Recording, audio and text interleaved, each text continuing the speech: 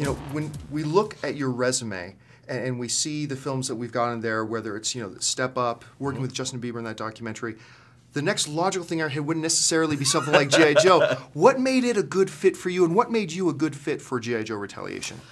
Well, you know, all the stuff I've done, you know, I was never a dancer, but I got into doing dance movies. I was never a big Justin Bieber fan, but got into his world. And to me, it's all about storytelling. It's all about, and to me, there's something about movement in storytelling that what a paragraph of dialogue could never say.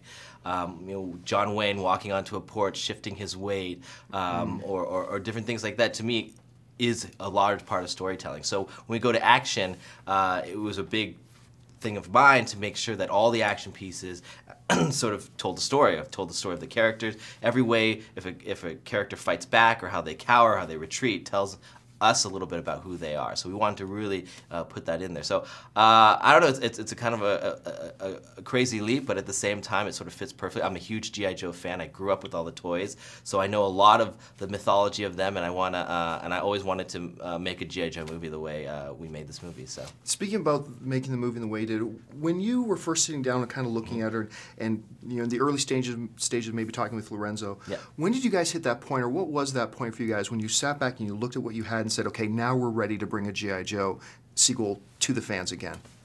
Well, actually, Lorenzo, when he came to me, because I hadn't met Lorenzo before I was sort of in the mix of this stuff. He's one of the people that I had to actually convince that I could do this job. And he straight up said, like, okay, so why you? Why would you? And so we went through the mythology. We talked about what we wanted in a G.I. Joe movie. We wanted to feel the punches. We didn't just want like laser guns. We didn't want crazy futuristic things. We wanted to ground it in a world and obviously have fantastical stuff like ninjas flying in the Himalayas. But at the same time, that these people were real people and that they had real struggles and that they were fighting for something very real, because that's what G.I. Joe, it was always about what it meant to be a hero, what it meant to be a leader, and the tough choices you have to make to be a hero in your community or in your family or in the world.